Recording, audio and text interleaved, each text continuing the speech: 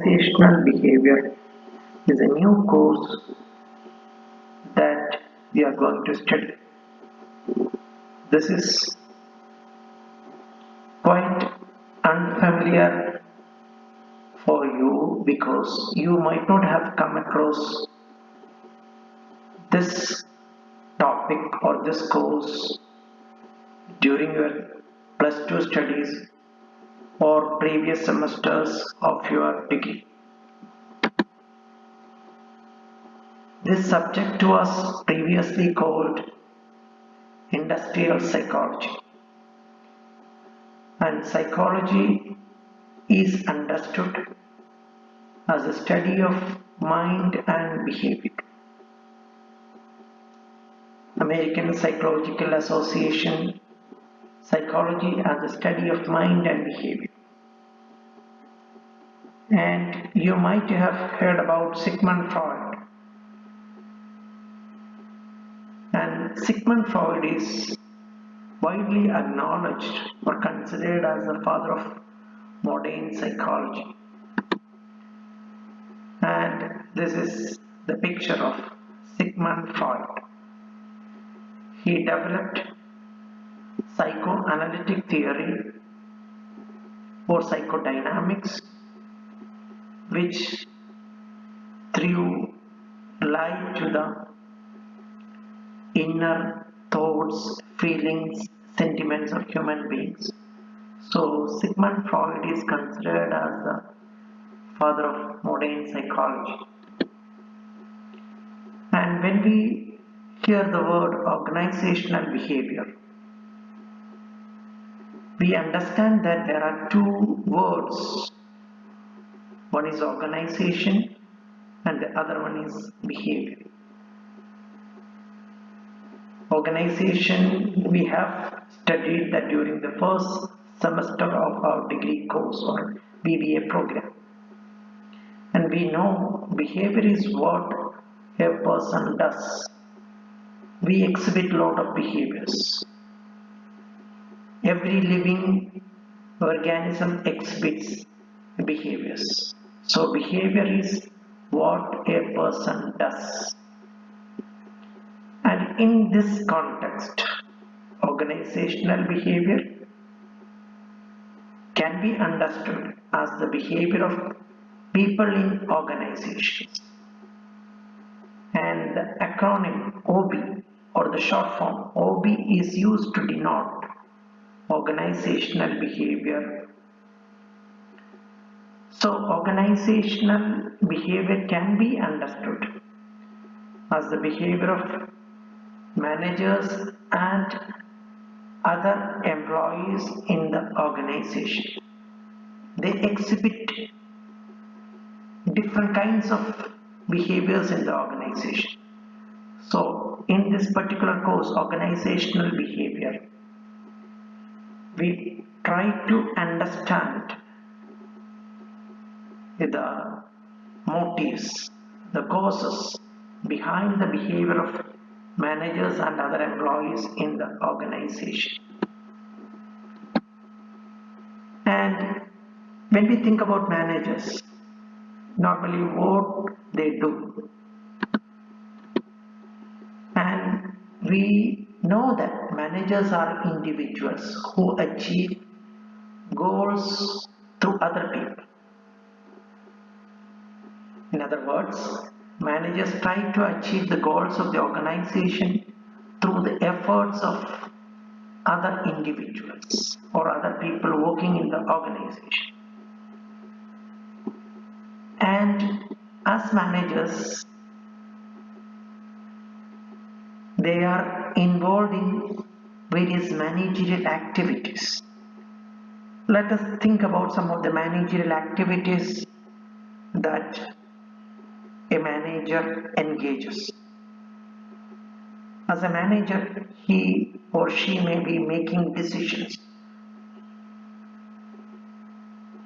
A manager may be allocating resources of the organization, and a manager has to direct the activities other people or other employees working along with him or working under him to attain goals of the organization. So they make decisions, they allocate resources of the organization, and they direct activities of others to gain or attain goals of the organization. And we know that managers work in organizations. Now let us think about organization. What is organization? Organization is defined like this: a consciously coordinated social unit composed of two or more people that functions on a relatively continuous basis to achieve a common goal or set of goals. So let us understand these features of the organization little deeper. The first point says organization is a consciously coordinated social unit. That means the organization is not a spontaneous structure. Rather, it is purposefully coordinated social unit. Someone is there behind the organization with a clear purpose. So it is consciously coordinated social unit. And the second point is an organization is composed of two or more people. There should be two or more people to call a structure as an organization. And the third point, in order to call something an organization, that structure should function on a continuous basis to achieve a common goal. It should not be a temporary structure, a temporary coming together of people. Rather, that should be a continuous one. It has to work for a longer period of time. So it should function on a continuous basis to achieve a common goal. And the last point is that there are various formal roles, and that role defines the behavior of its members.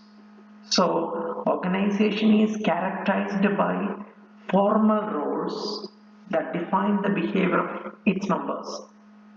To explain it further, the role that a person occupies in the organization determines his or her behavior. For example, when you are a worker, you may have the behavior that is suitable to a worker. When you become a manager, you may be behaving as a manager. You may be directing your employees, you may be controlling them, you may be motivating them. So, the role that a person occupies, the formal role that a person occupies in the organization defines or determines the behavior of the members of the organization.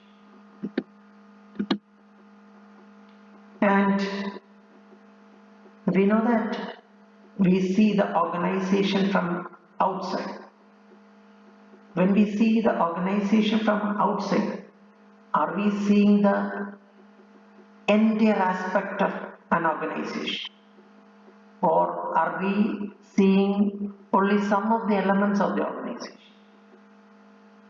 So, the organization can be termed as an iceberg.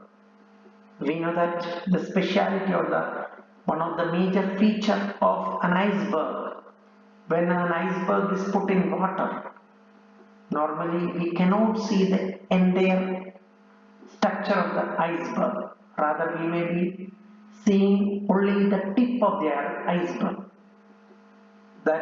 That's why we use a phrase called tip of the iceberg. That means only the tip may be visible. In the same way, an organization may have certain visible aspects along with hidden aspects. And normally the visible aspects may be known to others or known to many, and those hidden aspects may be unknown normally. The major visible aspects are strategies. The strategy that an organization follow may be to increase sales or to increase market share. So those strategies, sometimes it may be going for aggressive advertising or going for a price cut. So such strategies may be visible to the employees inside the organization, maybe the consumers outside the organization, or people outside and inside the organization. So strategies are part of visible aspects. And there are objectives. The objectives is made known to people inside and outside the organization. So that is part of visible aspect. Then there are policies and procedures, structure of the organization, the technology that the organization uses, the formal authority in the organization, the chain of command. All these are visible aspects. But as we heard previously, there are hidden aspects. And those hidden aspects may be more important than the visible aspects of an organization. Attitudes of employees working in the organization or attitude of management that may not be always known to everyone in the organization. My attitude may not be known to my colleague, or their attitude may not be fully known to me. So attitudes are hidden aspects. Then there are perceptions, the viewpoints that people possess. All the viewpoints may not be expressed, so they remain hidden. Then there may be group norms or understanding among the members of the group. Only the group members may be knowing the norms of that group. Others outside the group may not be fully aware of those norms. So that is a hidden aspect. Then informal interactions. There may be a lot of informal interaction, and those interactions may be hidden. It may not be revealed. There may be hidden reasons, hidden motives. Then there is interpersonal and intergroup conflicts. Conflict means difference of opinion. So those conflicts may not be known to everyone. So they also remain as hidden aspects. So we understand that organization is just like an iceberg, which has both visible and hidden aspects.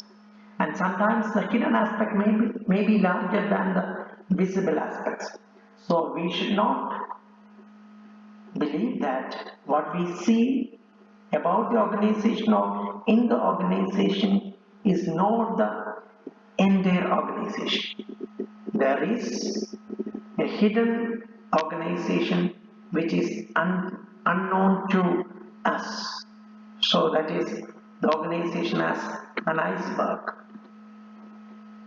Let us understand or rewind the major management functions we have learned in the previous semesters or previous classes. We know the major management functions, and those functions should be understood again to understand this organizational behavior in a better way.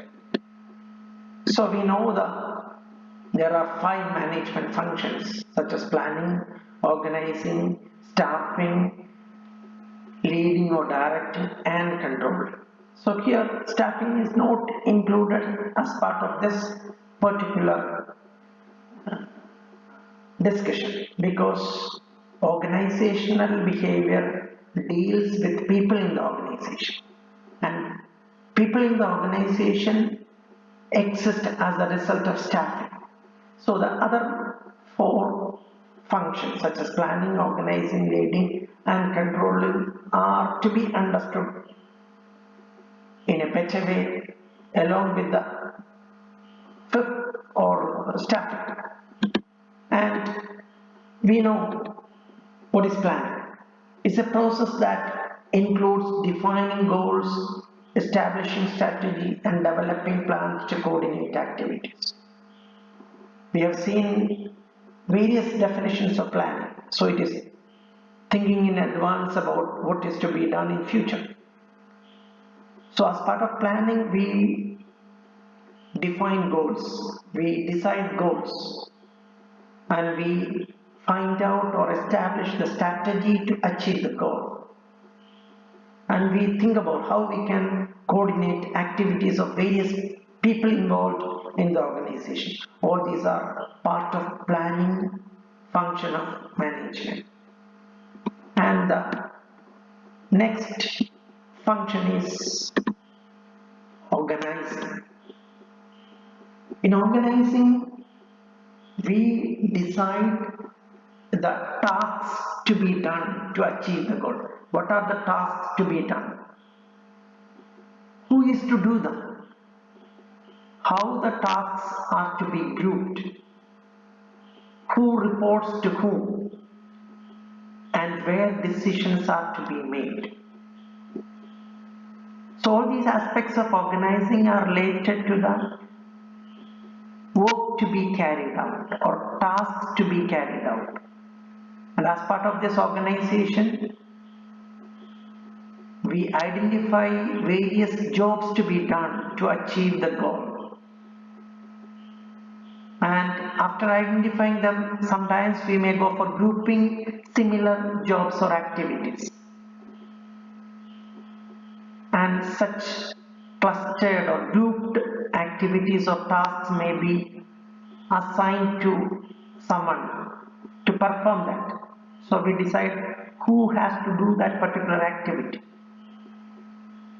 And another decision we make related to organizing is who should be the boss and who are the subordinates of him, who reports to who is the leader, who are the subordinates. That decision should be made as part of organizing. And what are the points where decisions are to be made? Certain decisions may be taken by higher level authority. Some other decisions can be taken by the middle level managers, and some other day-to-day routine decision can be made by lower level employees of an organization. So those aspects, the decision points, all these are part of organizing. So as part of organizing, we decide the jobs to be done. We try to group the jobs into a particular package, and we assign that job, clustered job, grouped job to some individuals to perform that, and we decide who are the leaders or managers and who are the subordinates, and authority to make decisions are also fixed. And next function is leading. So this leading function includes motivating your employees or your subordinates and providing direction to them, directing others, selecting the most effective communication channel and resolving conflict. So as a leader, you are expected to do all these functions. You have to motivate your employees, you have to supervise or direct your subordinates, tell them what they have to do, and in order to communicate with your subordinates, or colleagues or superiors, you have to choose the most effective communication channel. And when conflicts arise, maybe between you, the manager, and your subordinates, or between the subordinates, so you have to find out ways to resolve such conflicts. All these are part of leading function. And the other function, the fourth function is controlling. Controlling include monitoring activities to ensure they are being accomplished as planned and correcting any significant deviations. So in controlling, normally what we do or what is expected to be done is to decide what is to be accomplished and ensure that you are always in the process of accomplishing that planned objective. And when there is a significant deviation from the planned behavior or activity, you are trying to correct that deviation. So all these are part of controlling. So you are comparing the actual performance with the planned performance or expected performance, and whenever there is a significant deviation from the expected performance, you are trying to correct that deviation. And the next area we would like to explore is the management skills or the skills required for managers. These skills also we had studied in previous semesters, and there are, broadly speaking, three management skills. The first one is technical skill, and the second one is human skill, and the third one is conceptual skill. And let us see each skill in detail. Technical skill is ability of a person to apply specialized knowledge or expertise.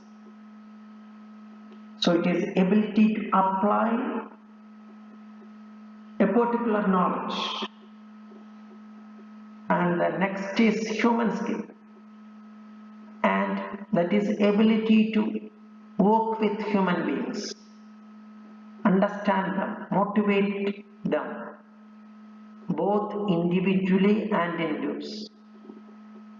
So as a manager, you are supposed to motivate, understand your subordinate individually, and when he works in a team or a group, there also you have to motivate your subordinate, you have to understand him, you should be in a position to work with him.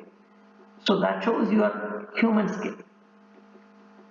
And the third skill is conceptual skill, and that is slightly a higher level skill when compared to human skill and technical skill. And this conceptual skill is the mental ability to analyze and diagnose complex situations. Whether an individual is able to analyze a situation,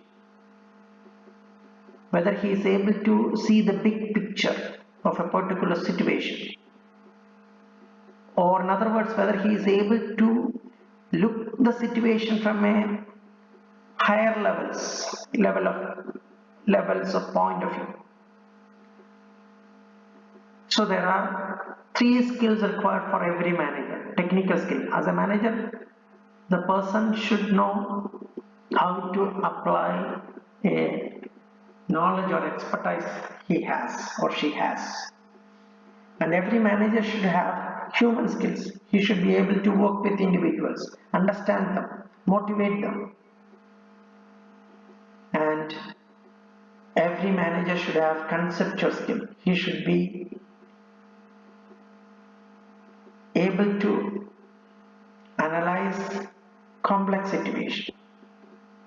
And when we think about these skills in terms of the levels of management, we know that technical skill is the most important skill for lower level employees.